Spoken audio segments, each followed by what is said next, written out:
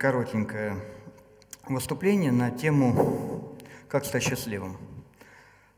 Всех волнует, и мы с вами сталкиваемся с тем, что виртуальную реальность изобрели, чтобы тренироваться для реальной жизни, а она превратилась в самостоятельный товар и часто с реальной жизнью конкурирует.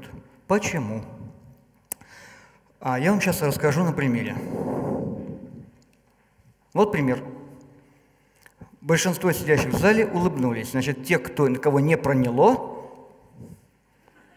хорошо. Значит, если вот еще 3 человека не улыбнулись, все готовы. Значит, все улыбнулись.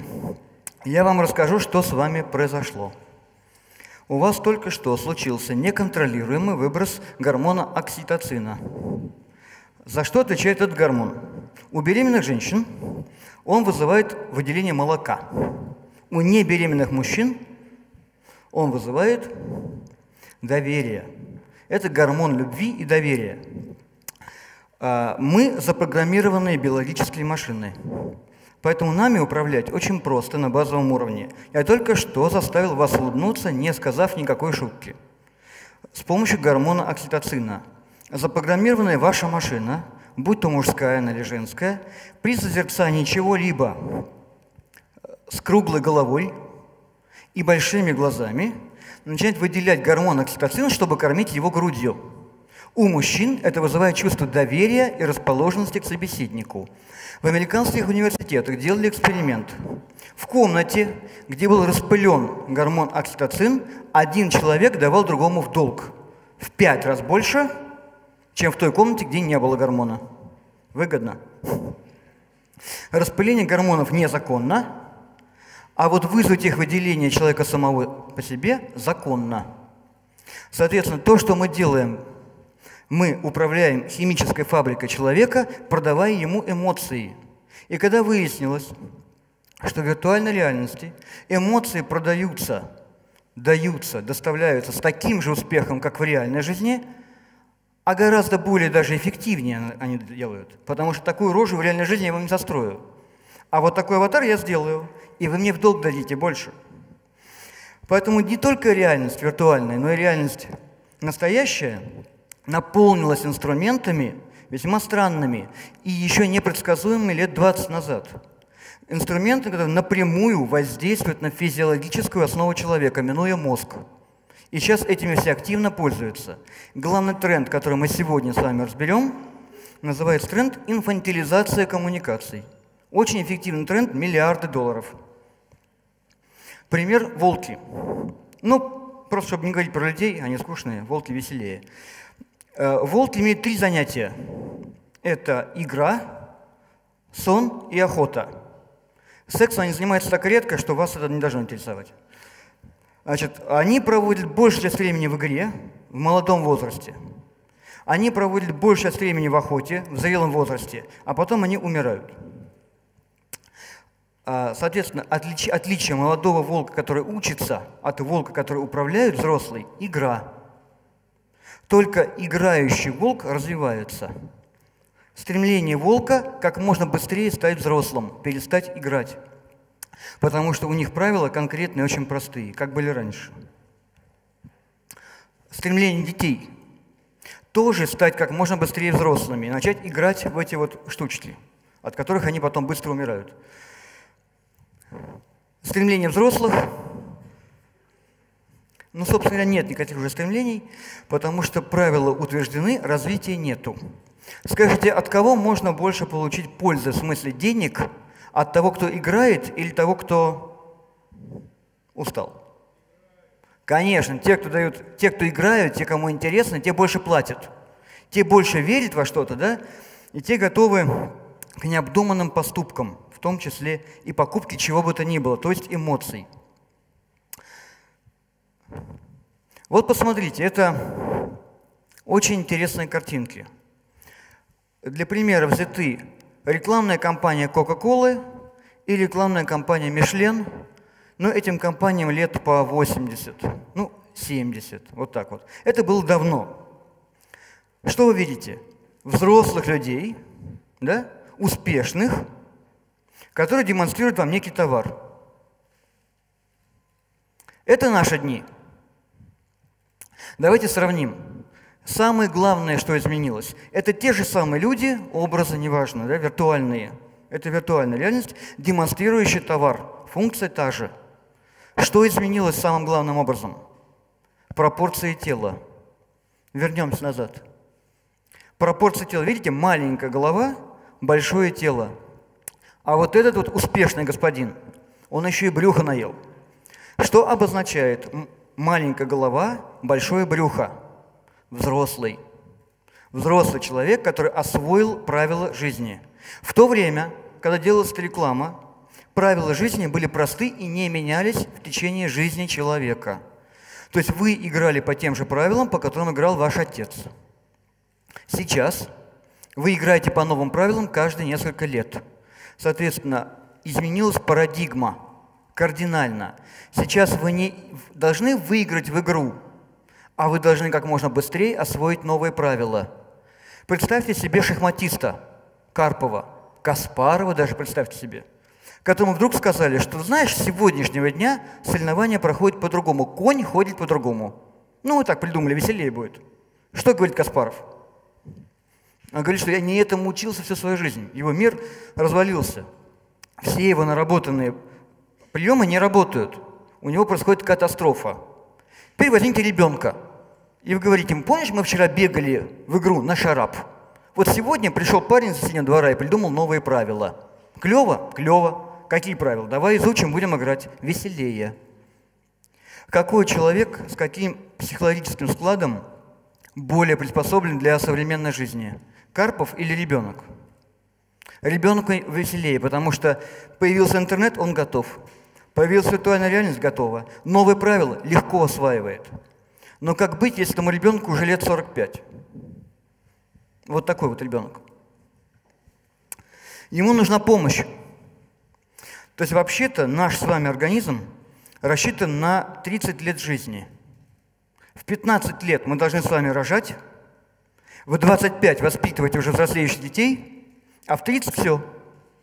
Ну, кто дожил до 40, молодец, старик, старейшина племени. Умер в 25, ничего страшного. Самое главное, ты уже сделал. Значит, здесь сидят люди, которые, в принципе, уже все ближе к старейшинам. Физиологически наше тело начинает стареть после 25 лет. Безвозвратно. Но наш мозг должен играть и иметь детскую психологию, если мы хотим выжить. Происходит огромный разрыв между сознанием детского типа, готового к игре, и телом, которое уже постарело. И эту штуку обслуживает как раз современная реклама, коммуникация, культура и виртуальная реальность. И вот эти вот постоянные рожицы, которые вызывают во всех нас постоянную ненормальную выработку окситоцина во время игры, помогают нам быть добрее, веселее в той самой виртуальной реальности, которую мы все с вами строим. Это один из базовых инструментов. Яркие цвета, круглые формы, простые сочетания форм, простые слова. Вы узнаете, да? Это современный стиль коммуникационный, вы все это видите каждый день. Большие головы, маленькие рты, большие глаза. Этим образом наполнено сейчас все. Больше того, даже съемка сейчас делается часто сверху, чтобы подчеркнуть детский тип лица. И это делается в очень взрослых коммуникациях, с тем, чтобы помочь взрослым сохранять детскую психологию. Как только вы окончательно повзрослели, перестали играть и быть готовыми к ежеминутной смене правил, вы начали проигрывать соревнования. Виртуальная реальность является очень важным инструментом. Дело в том, что если попытаться мир воспринимать, как он есть, то ваши мозги запятнают экран вашего монитора. Мозг взорвется. Что делают дети? Они делают мифы. Много информации. У меня дочка маленькая, она говорит «козяка». У нее есть козяка и зюзюка. Это очень сильно архивированная информация. За козякой огромный пласт информации, за зюзюкой тоже.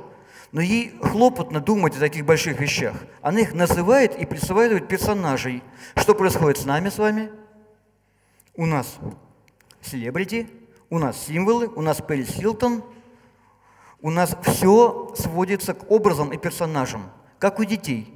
Это тоже особенность современной коммуникации. Объемы информации столь большие, что во всем, кроме своей профессиональной деятельности, мы используем детский тип работы с информацией. Сжать, дать персонажа и дальше относиться к нему как к живому человеку с характером. И если вы так не сделаете для своих людей, с которыми вы будете работать, то ваша коммуникация провалится. Еще один аспект. Что такое детская игра? Понарошку. То есть вы можете сделать Command-Z, да? Вы можете сделать назад, отмену действия. Вы можете не получить по морде по-настоящему. Поэтому очень важный момент. Господин Выгодский – это советский теоретик игры. Его исследования не устарели. Он спросил в своих исследованиях, что является базовой единицей игры. Оказывается, игра в основном отвечает на вопрос «Кто я?». Люди в игре тренируются быть кем-то. Виртуальный мир должен дать человеку инструмент быть кем-то, быть злым, быть героем, быть красавцем, быть уродом, быть бедным, быть богатым. И люди покупают. И под словом «покупают» я имею в виду не только деньги, время. Время, потраченное на это, внимание. Люди покупают за свои ресурсы вашу информацию только тогда, когда она помогает им быть кем-то. Быть кем-то в нашем мире вообще очень сложно. Мы все ограничены законами. А нам нужна тренировка, чтобы пробовать разные роли. Игра – это наш инструмент. Виртуальная реальность – прекрасное поле для игры. Пробовать разные роли. Мы просто обслуживаем интересы выживания человечества. Даем инструменты оставаться детьми и играть в разные роли. Только тогда это будет работать на пользу. Хотя выглядит немножко странно. Вот так это выглядит. Мы привыкли, читая книги XIX века, воспринимать себя как окончательно взрослыми людьми. И такая тотальная инфантилизация нам кажется постыдной. Это неправда. Не надо переживать. Все новое кажется немножко странным. В том числе и этот новый мир, в котором игра становится главным способом коммуникации. Когда взрослый человек, мой клиент, миллиардер, смотрит и говорит: «А прикольно». Это является очень архивированным сообщением, примерно как зюзюка или козяка. Вот здесь слово «прикольно».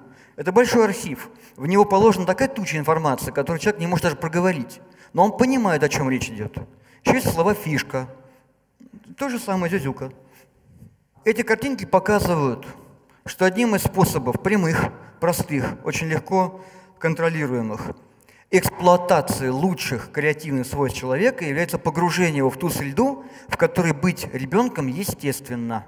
Например, увеличенная игровая площадка офис Google. Посмотрите, что написано на столе в переговорной. Мальчики и девочки. Этим мальчикам и девочкам может быть от 25 до 95. Но пока они остаются мальчиками и девочками, они готовы в любую минуту сменить правила игры. И только в этом состоянии они являются хорошими потребителями. Всего чего угодно, культуры, идей, товаров. Помогая им остаться мальчиками и девочками, вы создаете прекрасную среду потребления. Вот так, например. Да? Это лицо нашего ближайшего будущего. Оно сделано абсолютно по тем законам, которые я только что вам рассказывал. Это площадка, детская, как вам кажется. Вглядитесь в пропорции. Эту площадку построили в Мельбурне около большого Макдональдса посреди офисных зданий. Формат площадки рассчитан на человека до 2 метров. Детей туда даже не пускали. Это полностью копия детской площадки, сделанная для взрослых. Я просто не вставил сюда видео, потому что не умею вставлять видео в PowerPoint. Но вы не понимаете, какие там эмоции. Взрослые дяди и тети в офисных костюмах шкандыбаются об этой площадке и не хотят уходить. То есть черт с ним с ланчем, да, они тратят свой обеденный перерыв, чтобы здесь потусоваться. Это очень весело. Больше того, вы себе это представляете, и вам это нравится. Зачем это? Ребенок, а, доверчив, б, увлекается, не думает о будущем, готов брать кредиты, покупать новое, ему интересно все класс, он не думает о последствиях, решили Макдональдс. Они знают, что делают. Вы тоже. Все.